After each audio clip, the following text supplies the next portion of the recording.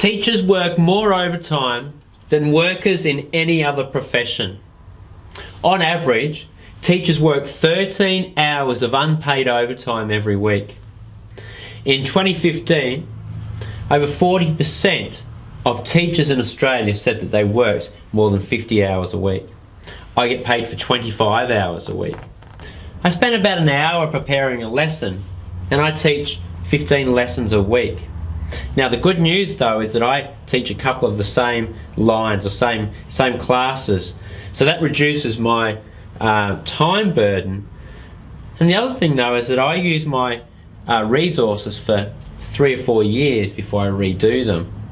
So again, that gives some leverage. But even more important, I share my resources with the other teachers that teach my subject, so that we have 11 classes, around about 250 students per year that are actually using those resources. So for my 1 hour of overtime that's unpaid, I think it's actually quite a good investment in time, because I end up teaching around about 300 lessons from it. So my view is that we should be sharing our resources instead of relying on teachers to create their own resources all the time. So, you know, I spend this time creating stuff, and the teacher in the next classroom is doing the same thing for exactly the same lesson. Makes no sense. Before I was a teacher, I used to work for a supermarket chain, and we had a couple of thousand stores in Australia. And my job is in workplace health and safety. And the way you manage workplace health and safety is to have a safety management system. And it would be madness for each store to create their own safety management system. So we didn't do that. We created something centrally and farmed it out to the stores. And they just need to make sure that it met their needs and customised it for their store. And look, I know all classes are different, but we're all teaching the Australian curriculum. And I think that classes are more the same than they are different, in that we should be able to use the same core resources and then just modify them to differentiate our class. So the teachers that use my resources, well, what do they do with that extra time? Well, some of them are using that time to differentiate their class.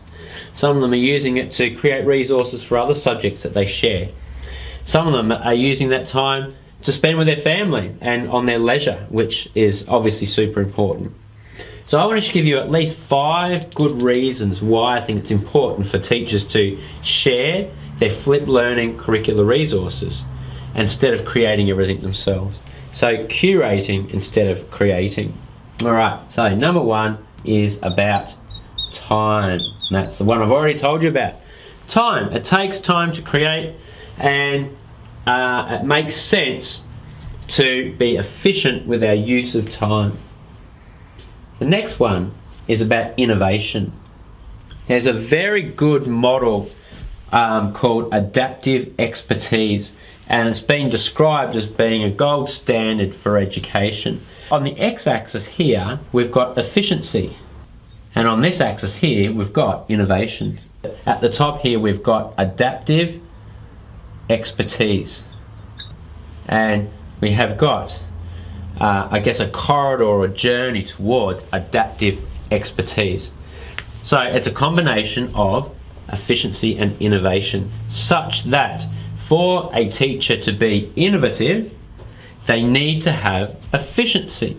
So at this end here, we've got the frustrated novice. So in other words, somebody that's got all these ideas, but they're just not efficient. They've got no efficiency, so they've got no time for innovation. Down here, we've got our routine expert. So somebody that's really, really good at doing the same thing over and over again, like for example, being in a factory and producing the same thing all the time. But of course we know that every single teacher needs to be innovative to meet the needs of their students. But to be able to do that, it's very, very important to have efficiency. So the innovation in the classroom is about differentiation. And of course that's even more important now with the calls for individualised learning, etc. for students. So the second one is innovation, and it's related to adaptive expertise, providing efficiency such that teachers can be innovative. to be able to meet the needs of their students. Another way of being innovative is to be developing innovative active learning. Active learning. Students having active minds and often active bodies and hands doing student-centered tasks. But again, this relates to this efficiency, because providing flipped learning curricular resources to a teacher means that it frees up time for them to be able to focus on developing rich active learning tasks. Fourth one is about supporting beginning teachers or early career teachers. Remember back to your first year of teaching, everything's new, everything's very stressful.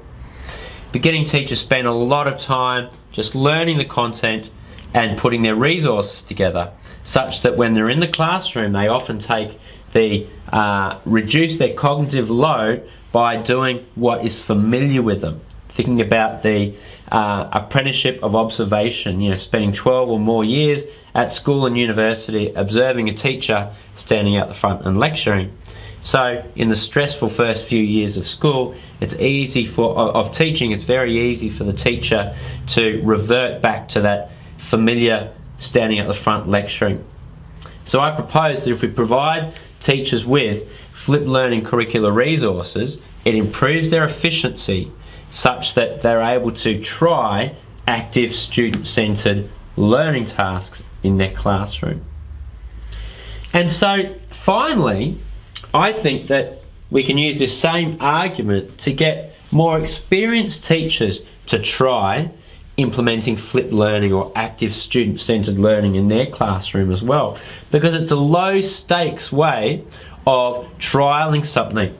So it's about supporting experienced teachers. It's a very low-risk way of experienced teachers trialling implementing flipped learning without them having to invest that time to create their own resources. So that's 5 reasons why I think it's important for us to consider sharing our flipped learning curricular resources with others.